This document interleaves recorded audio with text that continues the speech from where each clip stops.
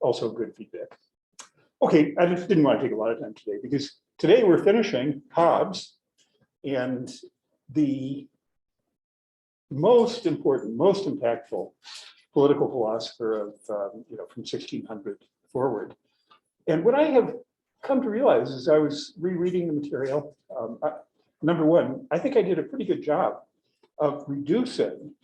So instead of having you read 200 or 300 pages of Hobbes and try to figure out what are the key ideas, I think we've actually got a set of readings which add up to a completely logical argument. I forgot who tried to summarize for us. Who did the summary? Aaron? Where is Aaron? Or maybe he's not here yet. Yeah, anyway, he did a pretty good job. I kind of like that idea. Yeah, okay, good. Thank you. I like that idea because it's kind of us trying to put together, almost like a carpenter puts together a building. We're trying to put together out of the materials that Hobbes is bringing forward. But the first comment I wanted to make is that the set of chapters that you've read add up to a very logical argument. And I'll just recapitulate the argument, but I want to talk about Commonwealth and the nature of sovereignty today. But the nature of the argument, it's three large sections of argument. First is an argument about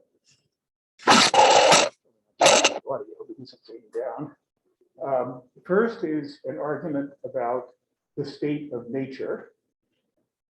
Given what human beings are, given the basic equality of human beings, given the vulnerability to death and the desire to avoid death, there's that extensive argument that situation in the state of nature where there is no overarching political power leads to a state of war of all against all.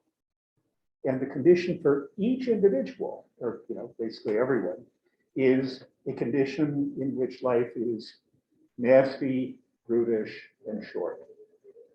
That's an argument all by itself. What is the state of nature? What is it when human beings are just pursuing their own purposes in their own way? Other philosophers have a different view. The Hobbes' view is that there is a harsh logic to the state of nature. It is a logic which leads to competition, conflict, violence, and sudden death. So that's step one of the argument. Step two of the argument, which we also addressed last time, is the argument for a social compact or a social contract, a recognition. What is each person's most important concern? It is concern to protect his or her life, to preserve one's own life. And what is the only way of doing that, according to Hobbes? It is to enter into a unanimous agreement with everyone in the community to establish an unconditional, all-powerful sovereign who establishes a system of law. That's the only way out. And if Hobbes were on social media, he'd be happy to hear your comments at the bottom, and then he'd say, no, that doesn't work, and that doesn't work. There is no other choice but to establish unconditional sovereignty. And we didn't actually go into what is sovereignty.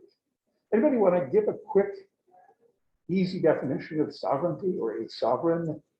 What is it to establish a sovereign, you think? Yeah, go ahead, Dan.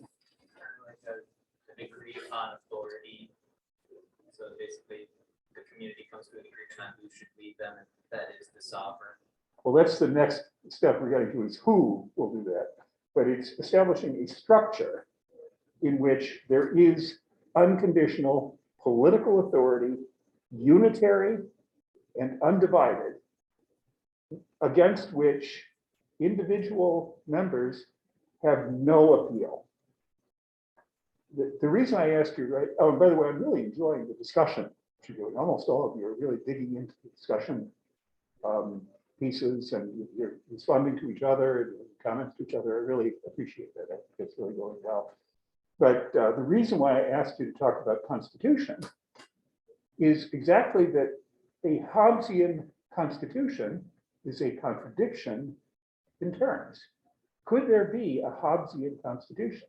No, there couldn't, because a constitution is a set of limitations on the exercise of government, exercise of the coercive power of government. And according to Hobbes, which we're going to look at in passage after passage. I like what we did last time, people reading the passage and talking about it, so I'd like to do that again today. But Hobbes believes that dividing sovereignty in any way, or trying to limit sovereignty, limit the authority of that state, it might be a monarch, it might be a democratically elected president, but dividing sovereignty in any way leads necessarily to the possibility of civil war, which cannot be resolved by political means. Because political means the use of coercion by the unified sovereign. But if the sovereign is divided, then there are now two powers which are contending with each other. We'll see it just an absolutely brilliant passage today in which we have the king and the parliament.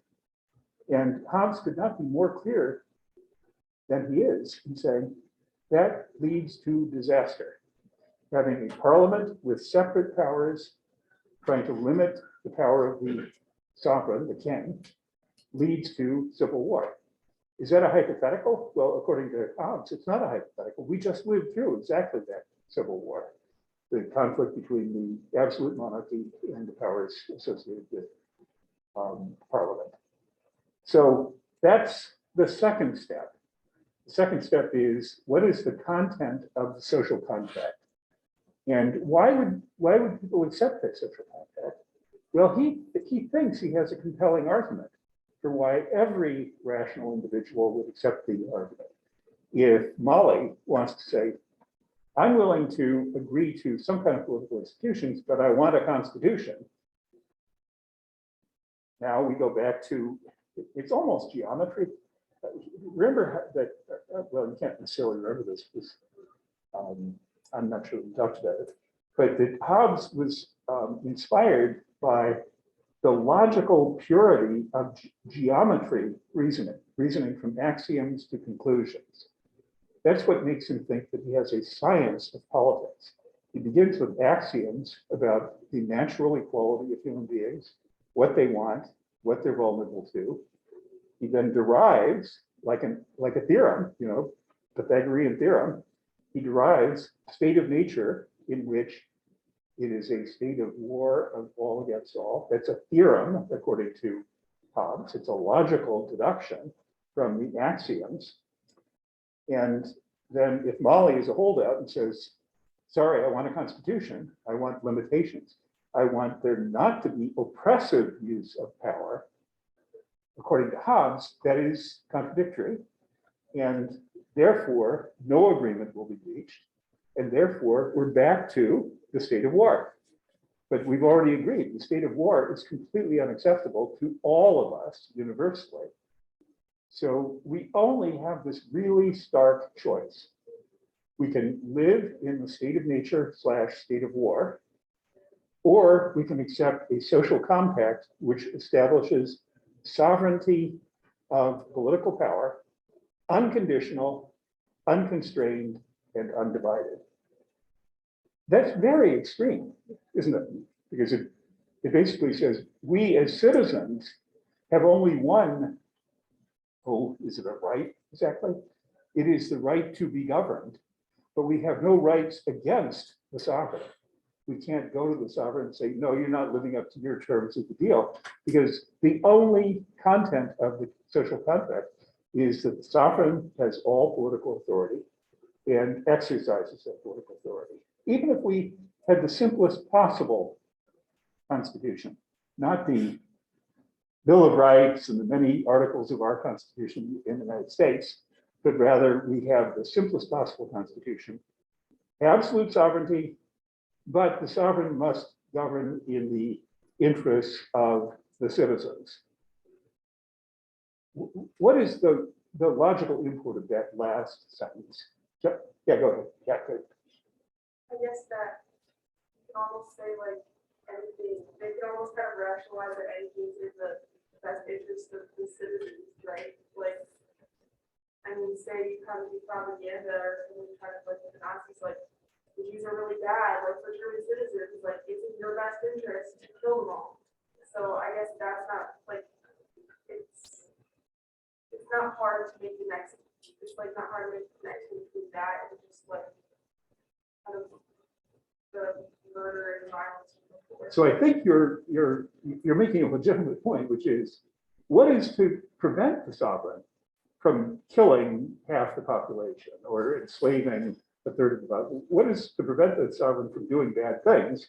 Surely we need something like a constitution which limits. That's what Hobbes is denying. Not because he wouldn't like to see limits on the exercise of sovereignty, but rather because he thinks it is logically untenable. It is logically untenable. As soon as we were to accord even that very simple constitutional principle I just mentioned, sovereign has absolute political authority, but it must be exercised in the interests of the citizens. Well, what does that entitle? Get a good lawyer, get the Bernstein team. I see about 12 billboards of theirs between my home and here when I drive in. So I'm very familiar with the Bernsteins, in addition to which I got to know Mark Bernstein as a regent. But get the Bernstein team, make the case, I'm a citizen and you, sovereign, are not living up to your end of the contract. That is the prescription for civil war, because the monarch or the sovereign will disagree, and the citizens, if they are empowered to fight the sovereign, if they have a moral right to fight the sovereign, to use violence against the sovereign, to resist the sovereign, then again, where are we? We're back in the condition of war of all against all. That's the logic which leads to, it's the second part of the argument. It is, what is the content of the social contract that establishes the state? And it's a very simple contract. It is all citizens, all individuals, all human beings, all natural human beings, in a region, let's say, are logically compelled in their own interest to protect their own lives, their own interests of safety. They are compelled to endorse the yielding of all of their natural rights to the sovereign, who is created to exercise all political authority over all citizens. Yeah. So why doesn't he see a problem? And like, if the sovereign is acting and just saying, yes, this is good for you, there's no problem with the citizens acting against the sovereign only because it's in their best interest to avoid conflict, even if the sovereign is bringing them towards that conflict. Well, actually, I don't think Hobbes would actually argue, he wouldn't be concerned about the idea that he might try to persuade the sovereign to this or that. Persuading is okay. What is not okay is to say, we have an enforceable right that you not do what you are purporting to do, what you are intending to do. In other words, divided political rights, where the sovereign has some rights and the citizens have some rights against the sovereign. That's the situation he's ruling out. So the situation where, like, I feel like it reminds me of one of the other communities we talked about, where there's a leader who's acting in order to, and working with the people in order to prevent violence. Yeah, I mean the voluntary, Yeah, the Pete Seeger version. yeah. So is that what he's proposing? No, not at all.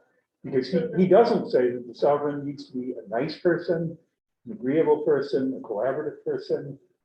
The only thing the sovereign needs is absolute power. And it doesn't matter. It doesn't connect to me how a good leader can be separated from someone who doesn't take the opinions Yeah. of others. So he's the first political scientist maybe, but he's actually not interested in the complexities of how do you actually get people to cooperate, for example. That's the question you're asking. How do you get cooperation, voluntary cooperation among a group of independent individuals? It's a great question. And that is the question which leaders, real empirical leaders have to ask themselves. He's not interested in that question at all because he thinks it falls completely away. So he's just completely ignoring like human emotion, or like at least the psychology behind, He's not ignoring all emotion. The emotions of fear and desire for self-preservation. Those are, I guess, emotions.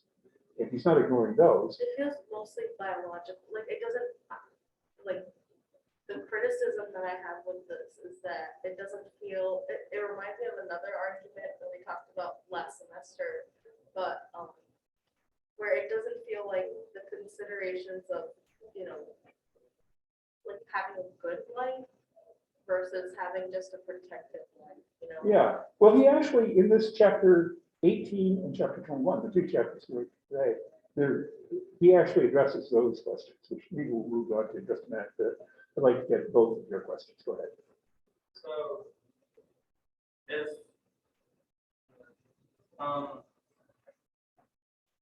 compared to a state with a constitution, I don't see how this unconditional contract is any different from something that we have here. If both the sovereign that he describes and our sovereign can take away rights when it's necessary, and the Constitution doesn't exactly give us a means of punishing the government when it does take away rights. Well, except that we don't have the government. We don't have unified government. We have legislature. We have division of powers. We have the legislature, Congress. We have the judiciary, and we have the executive. And each of them constrains the actions of the other. So they have to agree on it at some point, theoretically. Well, agree or it's where the kind of Hobbesian paradoxes come in, because Richard Nixon, when I was in my PhD program, the Watergate hearings were going on. Richard Nixon was withholding tapes, and he'd been ordered by the Supreme Court and whatnot. If you have a conflict between the executive and the judiciary orders compliance with the Constitution, and the executive says, no, I read it differently, I'm not obligated. Then who decides? Well, Hobbes says there are only two possibilities. One, the judiciary has its own militia, which can enforce its will on the executive, or all military power, all police power is in the hands of the executive, in which case the executive can disregard the judiciary. Again, we're going to turn to that in this material. But his idea is that, he didn't know about the American model. He wrote in 1640 or whatever. But the idea of divided government is, according to him, it's almost like a paradox of geometry. It's like believing that the sum of the interior angles of a triangle is, what's it supposed to be, 180 degrees? It's actually 270 degrees. That's a contradiction. It contradicts the axioms of geometry. He thinks that divided government contradicts the axioms of political rationality. Again, I think we're going to see more explicit, really beautifully explicit. Went from 17th century hard to understand prose, went to perfectly lucid logical argumentation by the time we get to this set of sections. Yeah, go ahead, Paula. So, correct me if I'm wrong, but does he essentially want to create like an ant colony out of humans? Like the queen, or in this case, the sovereign is the one who basically controls everything.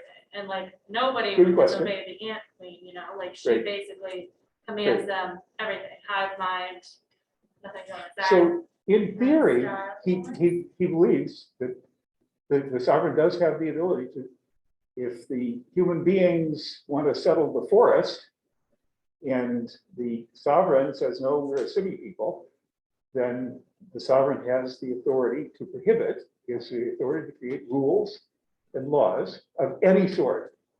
But actually, he has some things to say about liberty. What he basically has to say is that, I don't know, is it a practical expectation? It is that the sovereign will write legislation which covers certain things, national defense and prevention of civil war internally. So it will have regulations about certain kinds of behavior, but outside of that, unregulated by law, individuals have freedom. The only thing is that there's no constitutional definition of how extensive their freedoms are. And it is possible that a sovereign would be a complete totalitarian sovereign. I don't think he even considers that possibility. I'm not quite sure why. But there isn't a logical limitation. He doesn't think there could be a logical or institutional limitation. Yeah, good.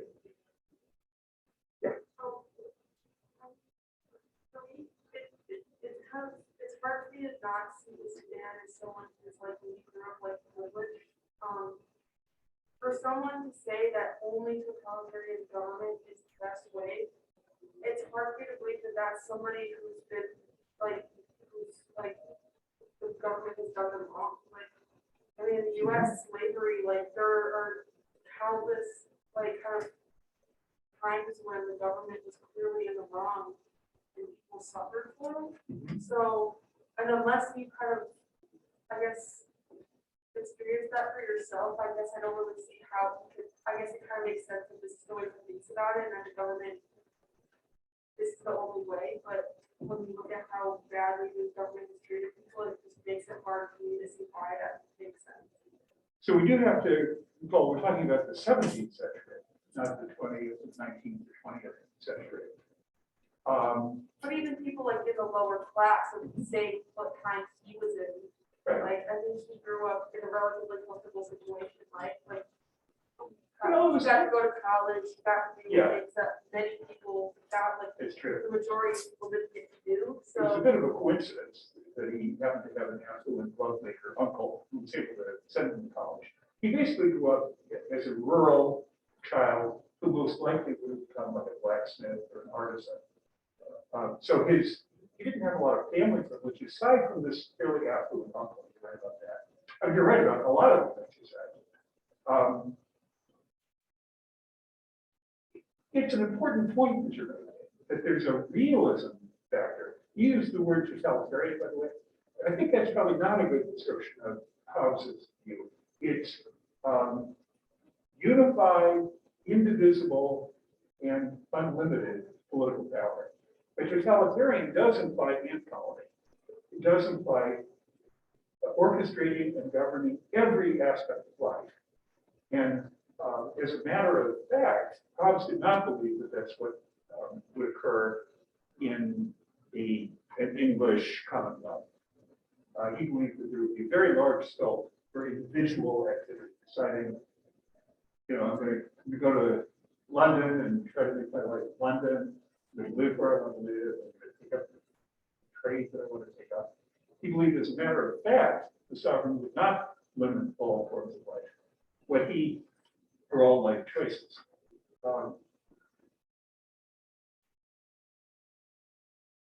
It's an intriguing question you're asking, though. If we flip forward 2 centuries to John Stuart Mill, who wrote also about liberal democracy, John Stuart Mill was writing during the time of emancipation debates and where slavery in various parts of the world, including the Americas, was a reality and where there was a lot of moral conflict. It would be very natural to raise the question to John Stuart Mill's directly, what is your position on emancipation? What's your position on enslavement? And how is it compatible with the statement that all human beings are created equal? But in other words, there's a lot more conceptual room and also empirical room for a really interesting kind of sociology. So thank you. let's turn to some of these passages. And let's start with this one. And I kind of like the idea that people read them. So Colin, I can't remember if you read it last time, but how's your vision? Can you see that passage? Which one in particular? The highlighted one. Yeah. I can make it a little bigger possibly, but if you can see it, okay. Why don't you read the highlighted passage? Okay. A commonwealth is said to be instituted when a multitude of men do agree and covenant everyone. Sorry, it's just a little bit hard. Let's see if I can make it bigger. Well, maybe it works. Whoop. Yeah, there we go. I don't see a Zoom function here, so I'm stuck. Oh, you're fine. It's right behind your, like tab at the top for preview. Move Uh-huh. That tab This down, here? like if you move that bar down, yeah. you'll Oh, see yeah. Hey, way to go. Yeah. Man, I got it. yeah, people are smart. Okay, there you go. Yes, or it was the aside. Yeah, the aside writing that I was summary. going to do Yeah, over the yeah, I back. got that. Yeah. So, second line, everyone with everyone, that to whatsoever man or assembly of men shall be given by the major part, the right to present the person of them all, that is to say, to be the representative. Everyone, as well as he that voted for it, and he that voted against it, shall authorize all the actions and judgment of that man or assembly of men in the same manner, as if they were his own, to the end, to live peaceably among themselves and be protected against other men. Good. I just want to make the comment. Your point about privilege and kind of sociologically relevant factors is very apparent in this paragraph because it's all about gender. It's men are citizens. So it's worth calling that point out. But this paragraph is making a transition for us. So remember, we had the first two premises. State of nature is a state of war. Universal agreement on the establishment of a sovereign. And now this is the third stage, the actual creation of sovereignty. And what I wanted to draw to your attention is that what he said, he's saying two things here. He's saying we all created absolute undivided sovereignty, but exactly how to implement it, a majority of us, it's kind of the second step, a majority of us determine how do we do that. We might, for example, say the best way is a lottery. So we put all of our names in the hat and the sovereign will be the person whose name is taken out. That might be something that the majority of us is willing to endorse. Or we might say we need to have an elected king. But of course, once we've elected the king, it also follows the king cannot be diselected because citizens have no abiding rights against the exercise of power by the sovereign. So this is a one-time decision. How do we assign sovereignty to an individual or possibly to a group of individuals? So, I think we talked about this a little bit. If we had the idea of a troika of decision makers, what was it called in Greek political theory? The small group of oligarchs. Yeah, if we had the idea, our sovereignty will be exercised by oligarchs. What do you think? Would Hobbes be happy with that idea? Probably not, just because oligarchs are like people, they fall apart, they have conflict, and so war among the oligarchs is just as likely as war among the citizens. But this point is making 2 points, unanimity, and then the major part, the assignment or the decision, who shall be the sovereign, that is a majority decision. And we could imagine a hypothetical here. We've had our agreement, we've had our social contract, we have irrevocably given up our rights against the sovereign. We have given up all of those natural rights of freedom. We've established a system of sovereignty, including the understanding the next job is to appoint the sovereign. So now we get to the next job, and 2/3 of us favor that Marty Hirschak, an experienced dean of the College of Arts, Sciences, and Letters, a wise person, he should be the sovereign. And 1/3 of us say, no, shouldn't be Marty Hirschhoff. It should be Gabriella Eschrich. Because she's the provost and she's really smart and so forth. So we have some disagreement. Is there the ability of the 1/3 faction to say, no, we don't support the appointment of Marty or of whoever, of King John? No, we don't have that ability anymore because we have already taken the first step, which is irrevocably sacrificing our claims against the sovereign. We are committed to whatever the outcome of that process is. That's exactly what he's saying here. And if we don't acknowledge that commitment, if we don't live with that commitment, then the social contract is destroyed. It falls apart. And once again, we're back in the state of war, which we all agreed was completely unacceptable. So those who voted for it, as well as those who voted against it, there's no distinction. All of them are obligated by the decision which was made by the majority. I find that very interesting. In a sense, I now have, some people refer to this as Hobbesian democracy. It's a very thin kind of democracy, but it's the majority is being stipulated here as the decider for how sovereignty will be exercised. And the majority has, for that decision, absolute authority. Once the majority has spoken, the minority no longer has a right to protest or say, no, I won't go along with that or whatever. They have already given up their right to make that kind of protest.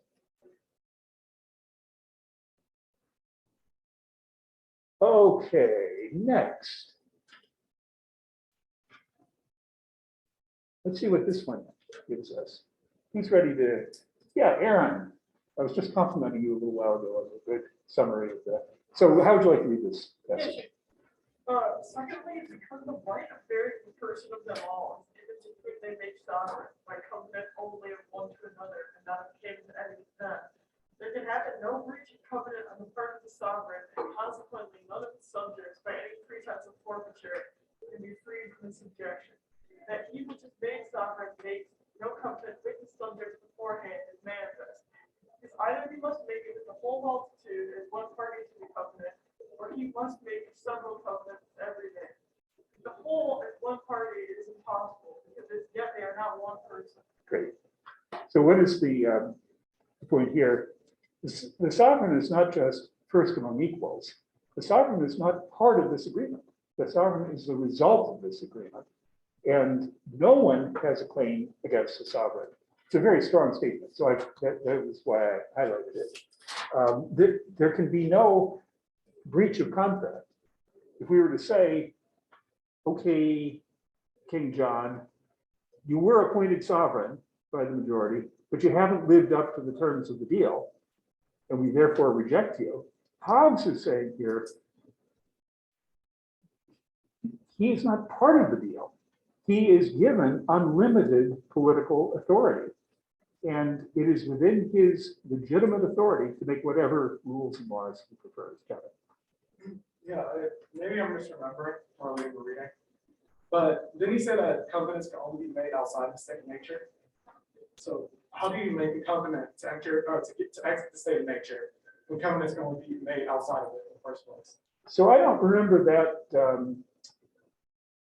that passage. Maybe you can find the passage.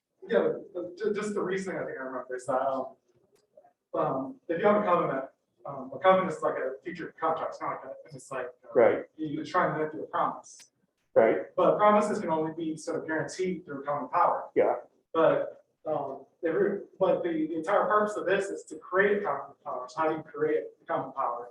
And So ensure, you're saying how can a compact or contract be created in the state of nature to create sovereignty? yeah, Is that right? when you already discount it earlier in the book. Actually, I don't think that's. I think he'd be okay with that because I think what he would say is, what you do when you enter into a social contract is you just unilaterally give up your rights of disagreement and resistance.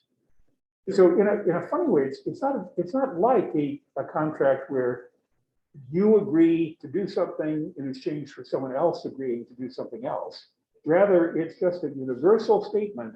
We all give up our right of civil war. We sacrifice our rights of liberty to create sovereign. We do it in one moment. Pixie dust is sprinkled over us and sovereignty is created. And from this point on, we can have normal, kind of contracts and property rights and so forth. Yeah, but the problem is that betrayal, because this is like the original problem, why you can come in a state of nature list, is because someone can benefit more from the betrayal because the other person was not Right. seeking peace. So here, in this state, you're seeking peace, you're trying to form this covenant. And it doesn't really, I don't know how we keep this. In the voting one, I think he talks about like 2 different ways of doing it. Mhm. We didn't read one where it's like purely before us. You want to go back? Uh, If you can guide me to the paragraph you're looking at, it's in chapter 18. I think it's there. I think it's in the rights passage. Mhm. I'll find it. And that's all. Okay. So I think the bottom line is that it's kind of why my brain went to pixie dust. It's a creation of something that did not previously exist, and that is political authority to command upon pain of death compliance with the system of law. That's what was created by our unanimous recognition that we are better off yielding our rights of liberty in order to establish a commanding, unified sovereign. And so we voluntarily do that. And we don't do it, it's not that Daniel and Molly are saying to each other, I'll do it if you do it because I'll get some benefit and you'll get some benefit. Each of you individually is making the judgment. My life will be hell in the state of nature, and it will be okay in the state of a sovereign civil society. And therefore, I voluntarily yield these rights. And therefore, I create a new moral situation for myself. In the state of nature, I had a natural right to do whatever I wanted, but I no longer have that right in the condition of having created sovereignty.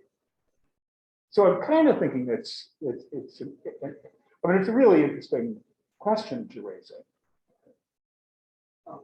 Yeah, go ahead. Just to say, I'll stop here, but just like, it's about of the rights of sovereign institutions, and where we are now is just above it says,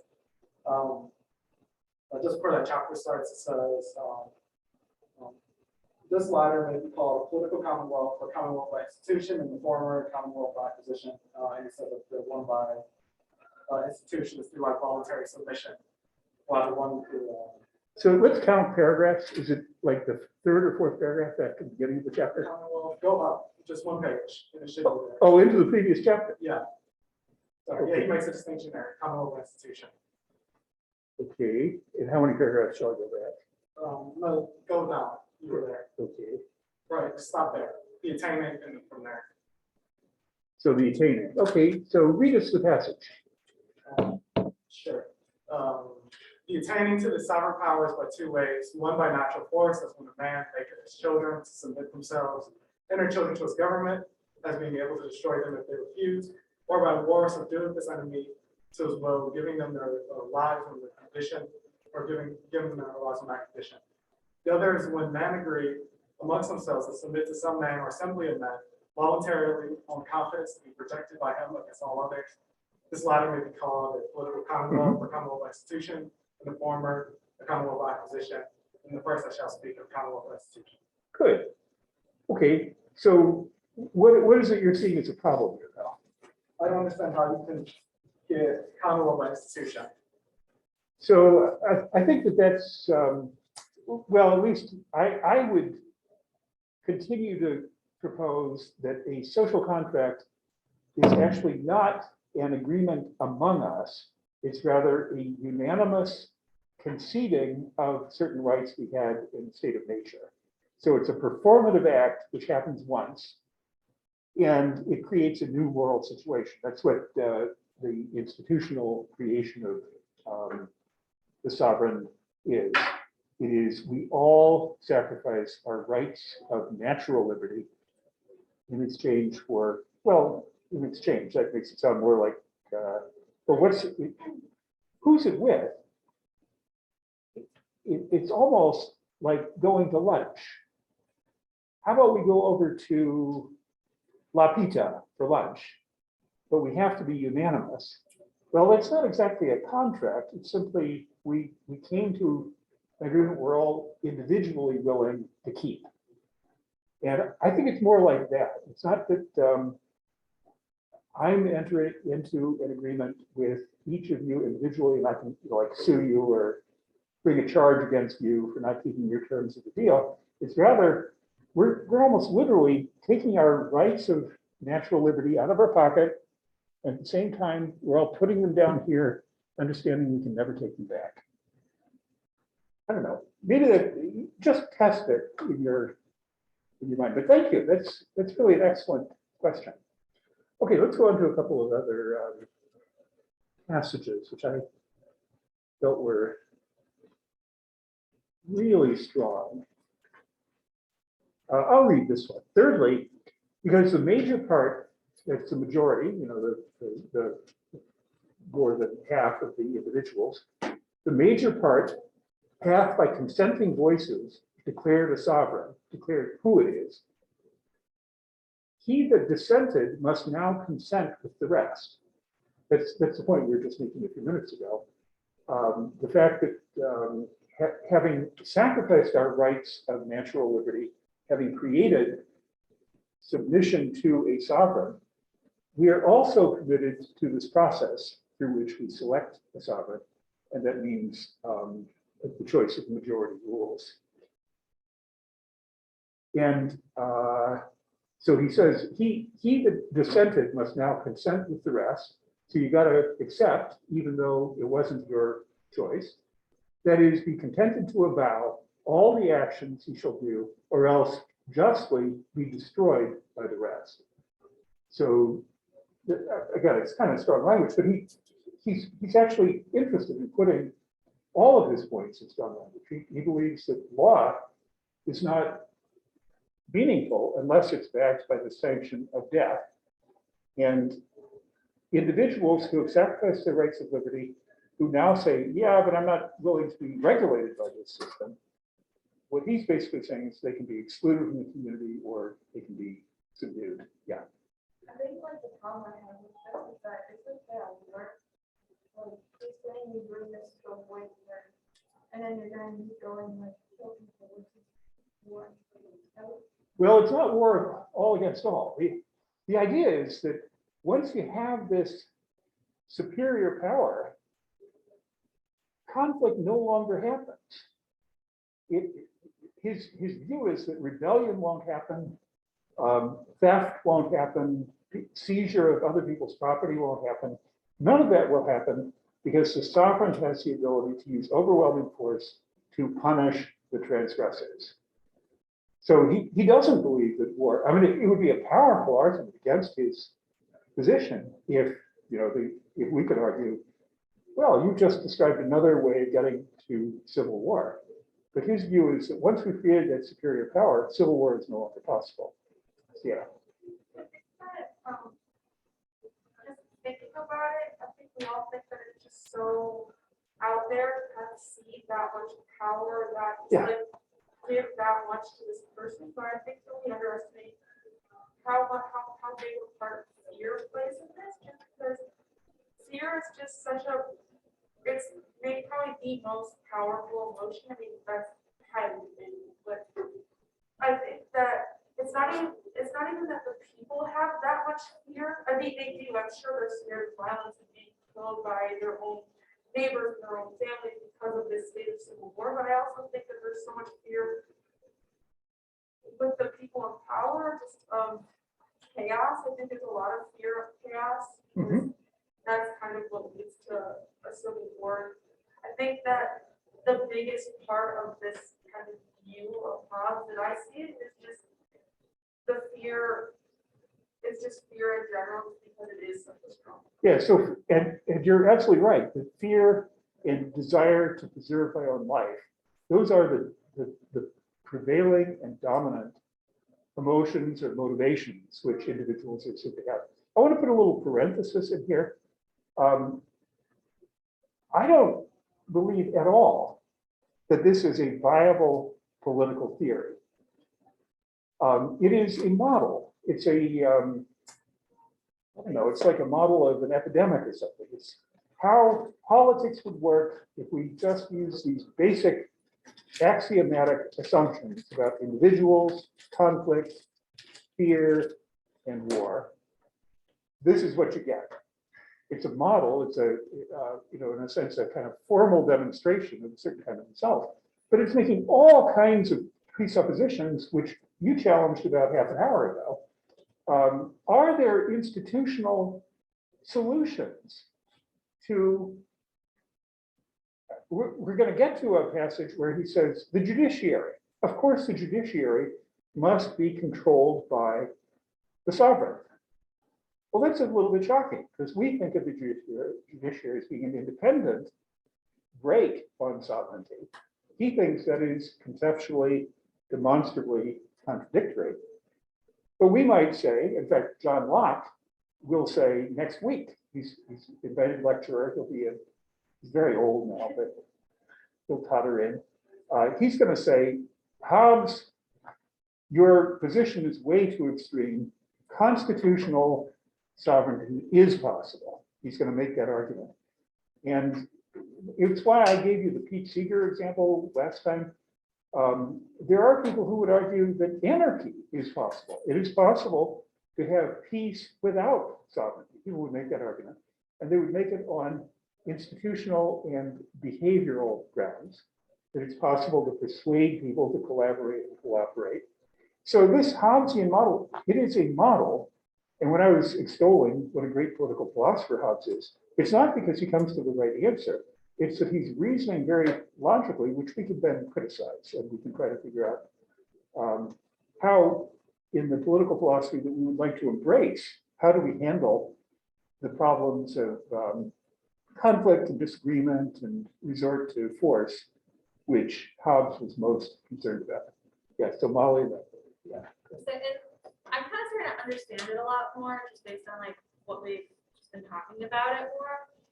And it kind of makes more sense to me now why he believed this and like why he felt that it would work.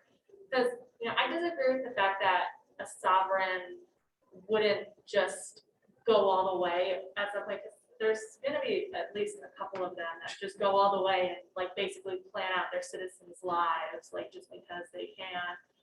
But assuming like what he assumes, I guess, is that they wouldn't do that, it does make sense why like he wants this to be a thing and why he feels like it would work. Yeah. Because it's basically like telling like the citizens you can't go to war, like you can't kill each other, like maybe, or like having very basic things that they could all probably be like, I see why you said that. Yeah, it's That just makes sense.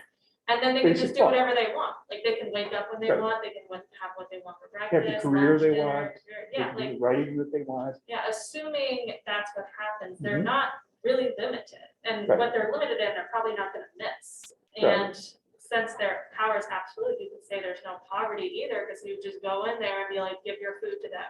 Like they need some of your food, like to the rich people or whatever, assuming that they're not corrupted. So it kind of makes sense in like a perfect dreamy world, which is I think what this is kind of placed in, that it could work and it could work well. But So, okay, good. So I understand the point you're getting to.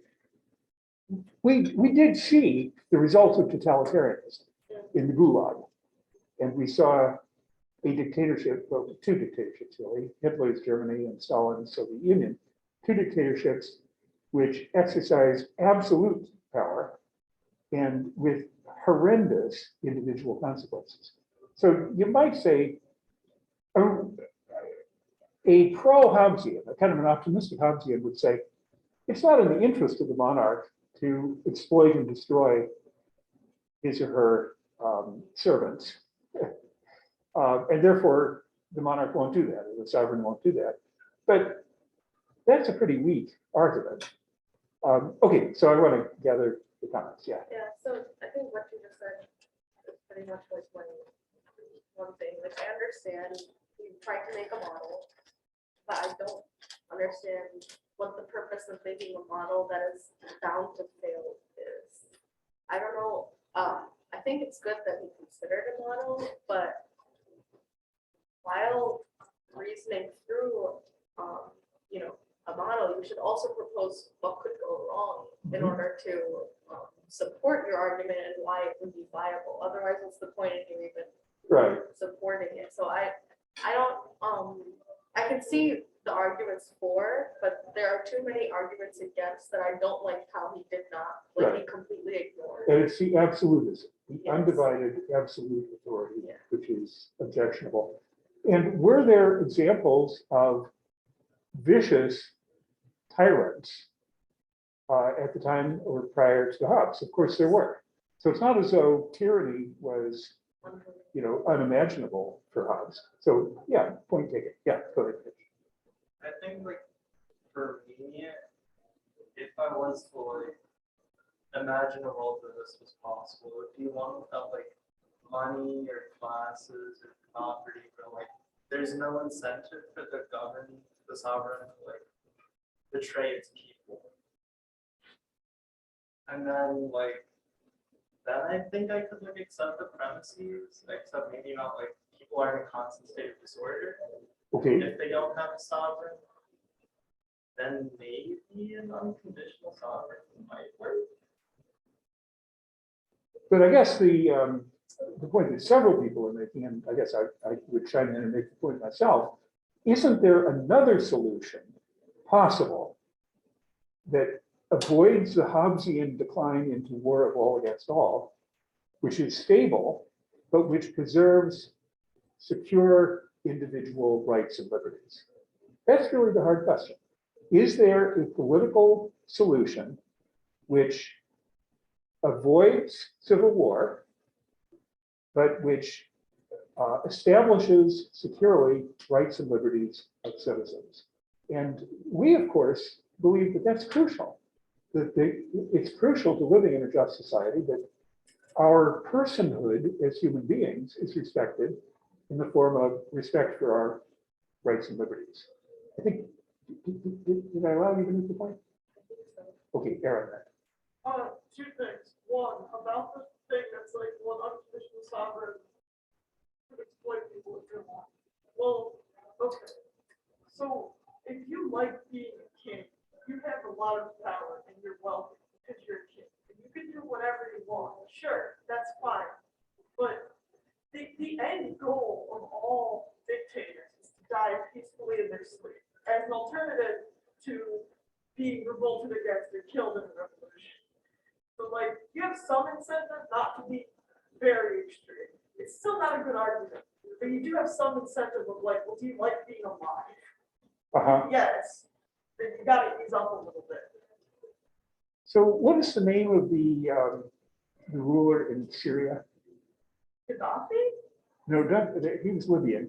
So the civil war that's been going on in Syria longer than half of you have been alive, probably. I can't remember the name of the president of Syria. Assad, is it? Yeah. His cruelty goes beyond belief. And he is fighting a vicious civil war against his own people and against organized groups of opposition. So I'm not sure that we can count on, I mean, in one sense, you might say his most likely place to die is in a tank, not in a comfy bed, simply because of the violent emotions and powers and conflict which he has simulated. So I understand the point. There's kind of a rationality to dictatorship that would say you're better off. But is Putin being rational today? Waleed, what do you think? Doesn't seem to be rational. And yet he's about to kill tens of thousands of Ukrainians. And Russians, by the way. The Ukrainians, I read a thing about strategy for the Ukraine versus Russia. The Russian strategy is likely to be airstrikes against cities like Kiev, kill lots and lots of Ukrainians right away. And the Ukraine counter strategy is to impose, there's a kind of a grim term, it's a cargo 200, I think it's called, I don't know if you're following this crisis. It's a horrifying crisis. But Cargo 200, if I remember correctly, is coffins. And their strategy is to kill as many frontline troops as possible fast to make the Russians realize this is very, very costly. Okay, Daniel. Complete side note, why is Russia trying to defeat Well, that's a really interesting question. And Complicated list of things. Ukraine? Yeah, I don't know They what that take it is. to it. At the He top. wants to make NATO look like a fool because they can't defend the states in their area.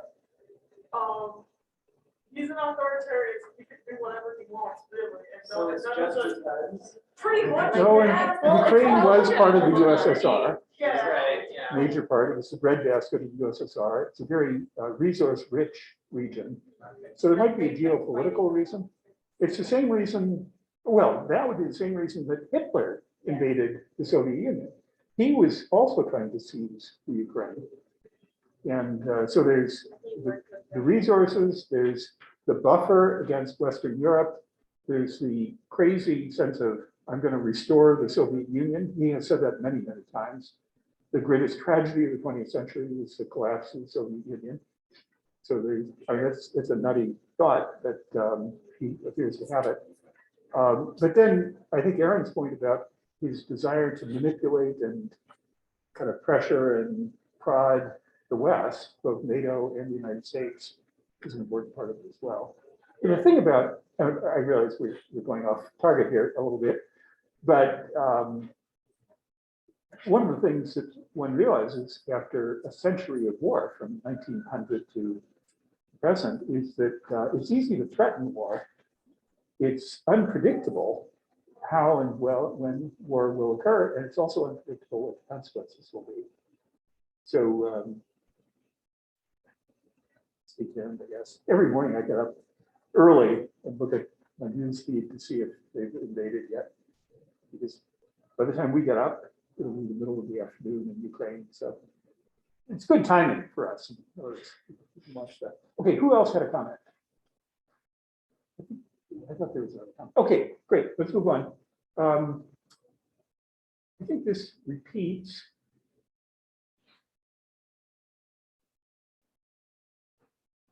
What the reason why I highlighted so many of these, there's a blue passage coming back. Here's the blue passage. The reason I highlighted so many of these is that he is completely unequivocal about the necessity that sovereignty must be undivided and absolute. Undivided, unlimited, absolute. It doesn't mean it has to be totalitarian. That's why I was being a little semantic a little earlier.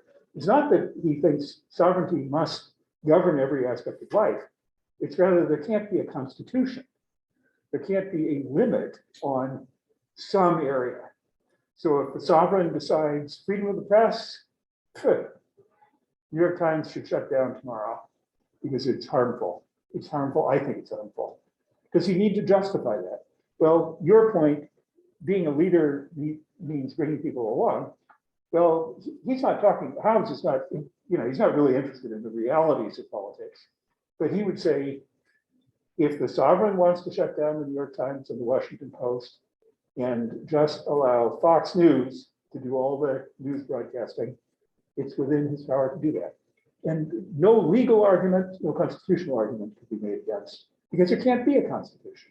No legal limitations on the use of legislative force, and that is, law enforced by the threat of death. No such limitation is possible. At one point, I don't know if we'll get to it or not, probably not, but he talks about the judiciary having to be subordinate, and he talks about the militia. Does the judiciary have its own militia? What is a militia? Well, it's armed men or armed men and women capable of carrying out the will of something. So if the Supreme Court had a judiciary, had a militia, they sound a little similar. The judiciary, militiary.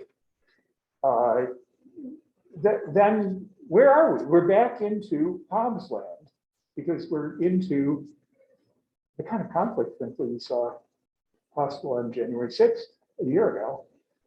conflict between one group of armed people doing one set of objectives in confrontation to another group of armed people. And that is the prescription towards conflict leading to war. Let's see what's so important about this blue. You remember my convention. If it's blue, it's really important. 7 is annexed to the sovereignty the whole power of prescribing the rules. And that's why I highlighted this passage. The sovereign has whole, undivided, unlimited power to prescribe the rules, whereby every man may know what goods he may enjoy and what actions he may do without being molested by any of his fellow subjects. So if right now, I think my car, which I say is my car, but it's actually the bank I'm leasing it from, it's car. It says in my title, it's my car. But if the rules are changed by the sovereign, it may not be my car tomorrow. That is, kind of a pithy example of what he's saying here.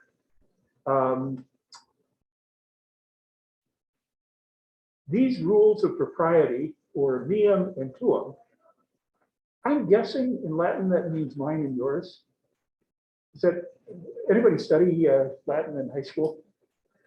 What is meum and tuum? It probably does because a lot of probably derivative languages have very similar words for mine and yours. So Yeah. I think that's a fair. It kind of sounds like baby talk too, meum and tuum.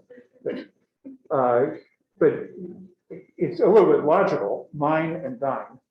This is my briefcase and that's your book. But in a world in which there is no property, then we can't say what's mine and thine. So maybe that's what meum and tuum means. These rules of propriety and of good, evil, lawful, and unlawful in the actions of the subjects are the civil laws. So in other words, the sovereign has the right to establish the code of civil laws unilaterally. I would say, I think Hobbes would say, without consultation. So you would say, well, if he wants it to be well received, he should consult. True enough, but Hobbes is not interested really in the practicalities of governing. He's talking about what are the rights of governing. Why? What is the point in even suggesting a model that if he's not going to Okay, that's an interesting. propose any of that? It's an interesting point. Like, what did he write this whole book for if not to have a purpose? Well, he does have a purpose. I can't agree that he doesn't have a purpose, but it's not the purpose of doing concrete political sociology. Though in a blog post, I do ask the question, does Rousseau, we're going to read Rousseau a little bit later, does Rousseau have a sociology? And I kind of think he does have sociology. He's much more realistic. When we read Rousseau, I think you're going to find the sparse geometrical logic of Hobbes is very different from the reasoning. And they're both logical, but Rousseau is much more interested in the kinds of questions that we're. In fact, he wrote a practical proposed constitution for Poland on Polish independence. Okay, Aaron. Didn't Hobbes like exist during the English Civil War? Yeah, right after. It's this kind of thing like, dang, you really could avoid civil war if the king could just do whatever he wanted. So Right. Which is like, he already kind of could, but like, I know Magna Carta existed, I think. Right. I don't know when It that. did. Yeah, it was in Yeah, the he already 11th kind of century. could, but like, the solution to having a civil war, which sucks on all levels, is let's make a radical change in our political system and just make the king do whatever he wants. Let's try that. Let's see if that works. So what if, I'm kind of responding to your point, but let me ask it of all of you. What if the point of this is a little like the point of describing a particular disease in its most gruesome operations? And then the physician or the public health expert who says, well, this disease doesn't have to be quite so bad because we could ameliorate by doing this, we could use masks, we could socially distance. But the pure logic of disease transmission, you know what N0 is and not, yeah. Yeah, kind of. It's isn't it like how long it to double or whatever, like it's the number. It determines that. Isn't it? Yeah, it's the, N naught is the inherent infectiousness of the disease. No precautions, just on average. If nothing were intervened, then N naught is, let's say, 3 to 1, or 3. So one person leads to 3 exposures, which is horrendous, because that's exponential one like that. You need like 13 cycles before you get the entire world. The entire world, right? And then pretty soon, if only you could invest in epidemics. Oh, wait, didn't the richest people in America invest in epidemics and make a whole lot of money? Isn't that awful? Really? It's not a real. Yeah, we're going to stop in just a minute, but Molly, yes. I was gonna say, it seems like kind of like, you know, like, it's kind of like playing a game like Catan. Like, there's not really any point in it, but it like stimulates the mind and makes you think about a lot of things. And so I feel like this is kind of like an exercise of the mind. Like, think, like you were saying, like thinking about worst case scenario, what would we do? What would happen? Like, how would I get his work? Because my cousin is a big history buff, and he told me that him and his friends in their group chat played and like made up governments. And I don't know if they did it in real life, but they would like have competition about whose government is best.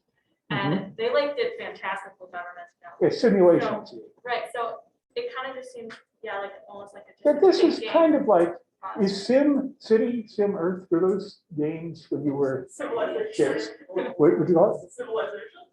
No, Or Sim I don't know City. that one, but Sim- Sim no, it's a Earth and similar- Sim City were, Oh, Civ 6. they were simulations of, you know, kind of social interaction in places. And I guess there are a lot of good simulations, but you know, in a funny way, I don't know, maybe you could call this a simulation. It's an exploration of what are the consequences of a very precise set of assumptions about individuals in social groups with limited resources and an ability to kill each other. What are the consequences of that? And what are the solutions to that? You might say that's what this simulation is. I don't quite agree with the idea that it's completely pointless. I would put it more as, it's kind of like, here's the outer limit of political theory. Now, how can we do better than that from the point of view of individual liberties, dignity, and rights? Javed, and then, unfortunately, you're tonight. Yeah, sorry, I didn't have my neck there, Oh, yeah. But, Just quickly, I think it's unfair to Hobbes into this project. It seems like what he's doing more is like I said, like rational choice theory. Because because you have to read a lot more Hobbes than we didn't read, obviously. We'll talk about like his materialism and his understanding what action is, and he wants to say like human ends are like toward necessarily towards self-preservation. So if you're being rational, if you're aiming yourself in that way, if you're aiming yourself in that way, you interact with the human state of nature, and then from there you have to build up. So really, what he's trying to do is show, or try to derive the way in which society has to be if all of us were acting rationally according to this very narrow conception of rationality. Yeah. Right. Which comes back to some of the points that you've been making, which is that human actors actually are not Hobbesian competitors. It's not that they're not competitive. It's not that they don't, you know, they don't care about life or preserving their lives, but that there is kind of a buffer of the possibility of social cooperation. And interestingly, in my manuscript, you read a short kind of description, both of the philosophical basis of the idea of cooperation, and also a kind of not a sociobiology, but an evolutionary account of how it is that we might have certain capacities that allow us to cooperate and interact with others. Okay, I think you're also last time. I was just gonna say, kind of back to like Socrates, where he's like, part of the point of philosophy is just to kind of create conversation and make people think, and that's part of the reason why he just kind of went out and started saying, like, spewing his ideas. This is almost like kind of the same thing, kind of like what the Roe was saying, like maybe part of this isn't necessarily for it to be completely wrong, like not logical, but completely like feasible in real life, but for just to make people think. So the only thing that's different is he spent years doing this. Socrates had witticisms in the conversation. And Hobbes spent whatever, 10 years writing Leviathan. So it's clearly he thought there was real substance. It's interesting that you suggest we should have read more. I realize it wasn't practical. We're done with Hobbes. We're moving on to a person who's critical of Hobbes, a person who thinks that rights and liberties are more fundamental, and they can be recognized in a legitimate way. So we're going to move on to that next week. I'll pause the meeting. So very good, thank you. Paper topic, by the way, on the assignment, I put up possible paper topic. I hope you noticed that. So the paper topics are now listed under assignment 1, paper topic, or paper assignment to February.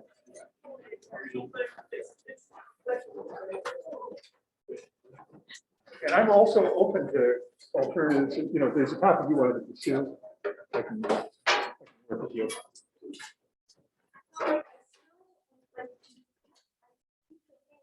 Plato, Mhm. right? Yeah. It's also a model, right? Yes. But I that's feel true. like Plato better could